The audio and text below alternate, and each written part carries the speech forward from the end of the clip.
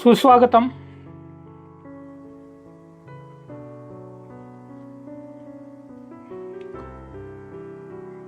सुस्वागतम।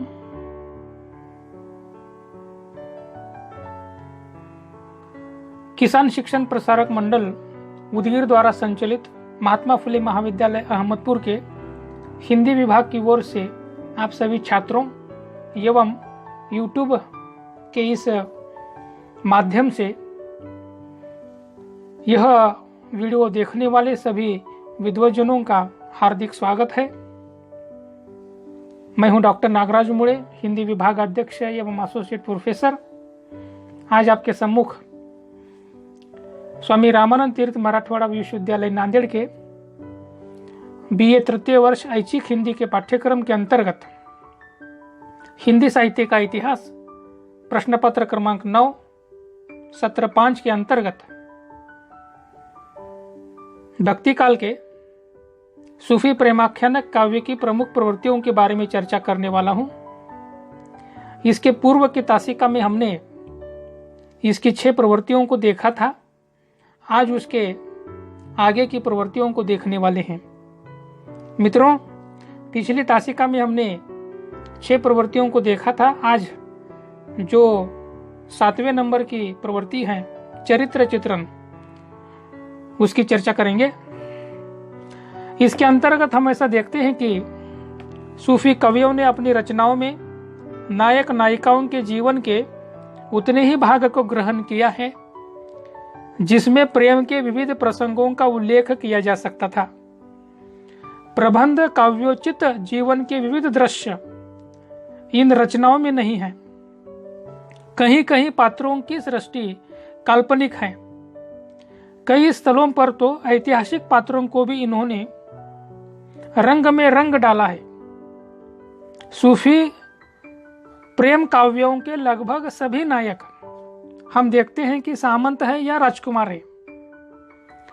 वे सभी साधक होने के नाते प्रेम के टेढ़े मेढ़े रास्ते पर चलते हैं। अन्य पात्रों का चित्रण यहां गौण हो गया है। अर्थात केंद्र में कौन है तो सामंत या राजकुमार। इसके कारण क्या हो गया है, जिसके परिणाम स्वरूप गौण चरित्रों में जीवन का संघर्ष देखने को नहीं मिलता। अर्थात जनसामान्य के पात्रों का चित्रण यहां नहीं के बराबर है। सूफी प्रेम काव्यों की रचना का अर्थ प्रेम ही है और सभी पात्र उसकी साधना और सिद्धि में कार्यरत है। कई स्थलों पर ऐतिहासिक चरित्रों का चित्रण स्वाभाविक एवं प्रभावी भी हुआ है और इनका जो प्रभाव है इन चरित्रों का भारतीय जनमानस पर अत्यधिक दिखाई देता है या गहरा प्रभाव दिखाई देता है। अगली प्रवृत्ति के अंतर्गत जो शैतान की जो प्रवृत्ति है उसके अंतर्गत हम ऐसा देखते हैं कि निर्गुण संत कवियों ने जिसे माया का स्वरूप माना है उसे ही सूफी कवियों ने शैतान कहा है। माया के समान ये कवि शैतान को साधना मार्ग से भ्रष्ट करने वाला मानते हैं। शैतान माया की ही तरह अनेक प्रकार के मायाजाल निर्माण कर कष्टों संकटों का निर्माण करता है। शैतान द्वारा निर्मित संकटों से तभी मुक्ति मिल सकती है जब इन्हें गुरु अर्थात पीर का आशीर्वाद मिलता है। सूफी कवि की दृष्टि से शैतान का अत्यधिक महत्व है। वे शैतान को माया की ही तरह हीन नहीं समझते और न ही उसे त्यागना चाहते हैं। उनकी धारणा है कि शैतान की लीला जितनी तीव्र होगी साधक की साधना उतनी ही तीव्र होगी। अतीव संकट और व्याधियों से ही प्रेम में दृढ़ता और उज्ज्वलता आती है। इन कवियों के गुरु ने स्थान स्थान पर पीर का वर्णन किया है और गुरु की महिमा की तरह पीर की महिमा का वर्णन किया है।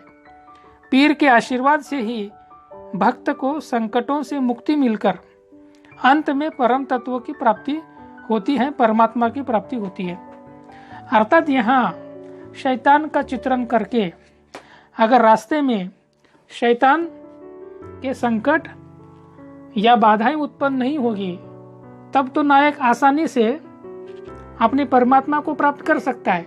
लेकिन यहाँ शैतान के द्वारा संकटों का निर्माण कर फिर नायक के द्वारा उन संकटों को पार कर परम तत्व अर्थात परमात्मा को प्राप्त करने का जो आनंद है वह कुछ अलग ही होता है। इसीलिए इन कवियों ने शैतान का निर्माण किया है। शैतान का यहाँ स्पष्ट अर्थ है माया, लेकिन यहाँ निर्गुण संत कवि जैसे माया से सावधान रहना चाहते हैं। यहाँ फर्क इतना है कि नायक शैतान से मुकाबला कर अपनी बाधाओं को पार कर, रास्ते में जो संकट आते हैं उसे पार कर फिर परमात्मा को अर्थात नायिका को प्राप्त करता है। तो ये इस दृष्टि से शैतान का महत्व हमको सूफी कवियों ने बताया हुआ दिखाई देता है। अगली जो विशेषता है मंडनात्मकता। सूफी कवियों के पूर्व ही निर्गुण संतों ने हिंदू मुस्लिम में एकता स्थापित करने का जो प्रयत्न किया था, उसी का चित्रण सूफी कवियों ने भी किया है।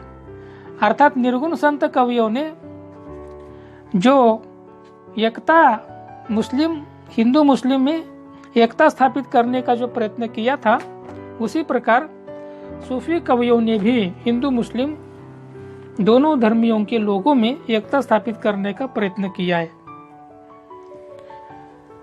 आगे हम ऐसा देखते हैं कि सूफी कवियों ने इस दृष्टि में बड़ी कुशलता से काम किया है।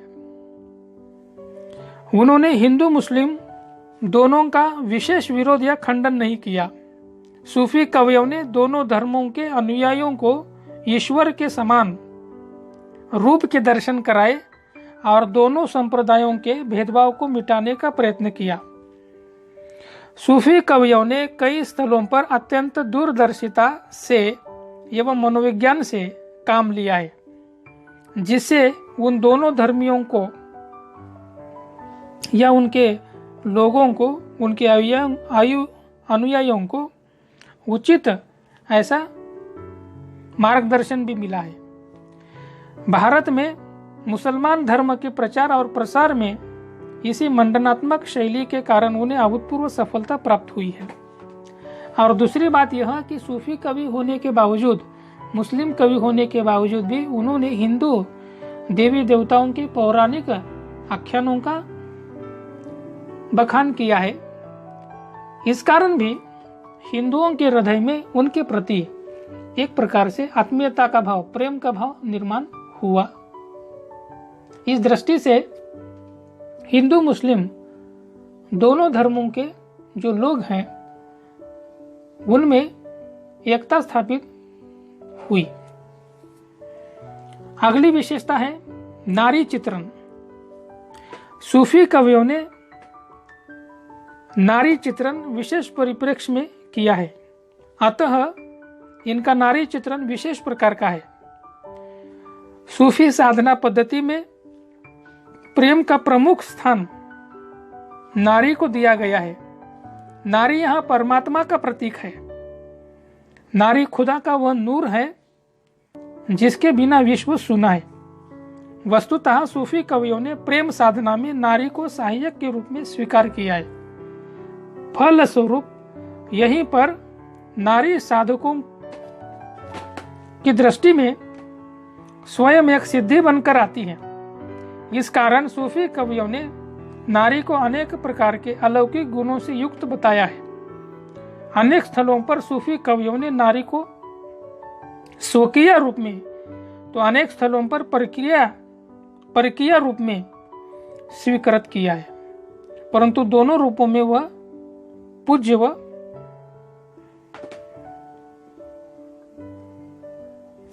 साध्वी है। अगली विशेषता है प्रतीक विधान। सूफी कवियों का उद्देश्य लौकिक प्रेम कहानियों के द्वारा अलौकिक प्रेम की अभिव्यंजना करना है और ऐसा करते हुए उन्होंने अव्यक्त सत्ता का आभास उन्हें देना था। इस रहस्यात्मकता के अभिव्यक्ति के लिए सांकेतिक विधान या प्रतीकों का उपयोग करना अनिवार्य हो जाता है। यही कारण है कि इन्होंने अपनी रचनाओं में प्रयुक्त कतिपय शब्दों का सांकेतिक रूप दे दिया है। जहां ऐसा नहीं किया गया वहां उस रचना के अंत में कथा के वास्तविक रहस्य को समझा दिया गया है। कहीं कहीं पर सूफी कवियों ने प्रकृति के माध्यम से भी अव्यक्त सत्ता की सर्वव्यापकता का संदेश दिया है या संकेत दिया है। जायसी के पद्मावत में इस शैली का प्रयोग किया गया है। वस्तुतः सूफी कवियों ने भावात्मक रहस्यवाद की मनोहारी सृष्टि की है। अगली विशेषता है रस, छंद, अलंकार और भाषा। इसके अंतर्गत हम ऐसा देखते हैं कि सूफी कवियों ने अपनी रचनाओं में प्रधानतः श्रृंगार रस की अभिव्यंजना की है। श्रृंगार की विविध प्रवृत्तियों का चित्रण उन्होंने किया है। श्रृंगार के वर्णन में इन कवियों ने उतनी रुचि नहीं दिखाई जितनी वियोग श्रृंगार के वर्णन में दिखाई देती है। अर्थात इन्होंने संयोग श्रृंगार की अपेक्षा वियोग श्रृंगार का ज्यादा चित्रण किया है। साथ ही श्रृंगार के अतिरिक्त अन्य रसों की ओर इन कवियों ने बहुत उतना या कम ध्यान दिया है। केवल जायसी ही इसके अपवाद हैं। अर्थात जायसी ने श्रृंगार के अतिरिक्त भी अन्य रसों का चित्रण किया है। छंद प्रयोग की दृष्टि से इन कवियों ने दोहा और चौपाई शैली का वर्णन किया है, प्रयोग किया है। दोहा और चौपाई इन छंदों के प्रयोग में इन कवियों ने बड़ी कुशलता से काम किया है। इसके अतिरिक्त इन्होंने सोरठा, सवैया, बरवे जैसे छंदों का भी प्रयोग किया है, किंतु ये छंद बहुत ही कम मात्रा में प्रयुक्त हुए हैं। अलंकार के संबंध में हम ऐसा देखते हैं कि अलंकारों के प्रयोग में इन कवियों ने प्रचलित परंपरा के अनुसार अलंकारों का प्रयोग किया है। यद्यपि इन कवियों पर फारसी का प्रभाव है, फिर भी भारतीय उपमानादि का ही अधिकतर प्रयोग किया है। इन कवियों ने समासोक्ति का सुंदर प्रयोग किया है। रूपक, उपमा, उत्प्रेक्षा आदि अलंकारों का सुंदर प्रयोग इन कवियों ने किया है। जहां तक भाषा का सवाल है, सूफी कवियों ने सामान्यतः अवधी भाषा का प्रयोग किया है। अवधी भाषा का सहज और सरल रूप में सूफी कवियों के काव्य में चित्रण हुआ है।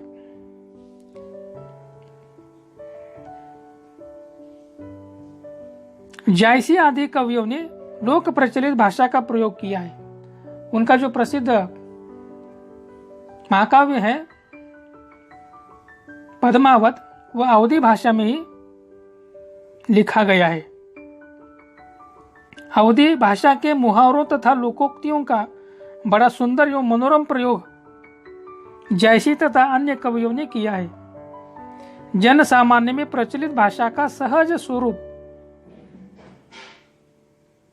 जायसी के काव्य में देखने को मिलता है, वैसा अन्यत्र दुर्लभ है। कुछ कवियों ने अन्य भाषा का भी प्रयोग किया है, जैसे उस्मान और अन्य कवि पर भोजपुरी का प्रभाव है। नूर मोहम्मद जैसे कवि ने कहीं कहीं पर ब्रज भाषा का प्रयोग किया है।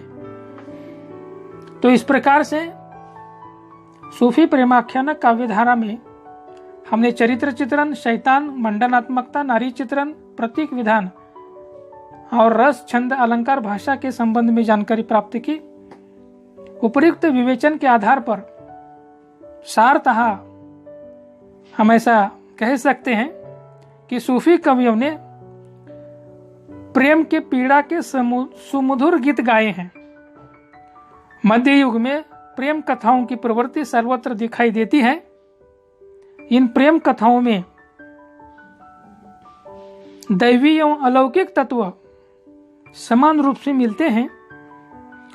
प्रेम प्रधान होने के कारण इनके काव्य में साहसिकता और शौर्य का चित्रण अधिक हुआ है। सभी प्रेम कहानियों में भारतीय वातावरण है। भारतीय श्रृंगार परंपराओं का सभीयों ने पालन किया है। ऐतिहासिक और काल्पनिक प्रेम कथाओं की अपेक्षा लोक गाथाओं पर आधारित प्रेम कथाओं में लोक तत्वों की मात्रा अधिक दिखाई देती है। साथ ही उन्होंने जो प्रेम का संदेश दिया है उसका भी बड़ा महत्व सूफी कवियों के काव्य में दिखाई देता है। इस प्रकार सूफी प्रेमाख्यानक काव्य धारा का हिंदी साहित्य के इतिहास में अपना अलग महत्व है। आशा है आप लोगों ने इसे समझ लिया होगा। आपने इसके बारे में जानकारी प्राप्त कर ली होगी। आपने मुझे सुना, इसलिए आपका बहुत बहुत धन्यवाद, आभार।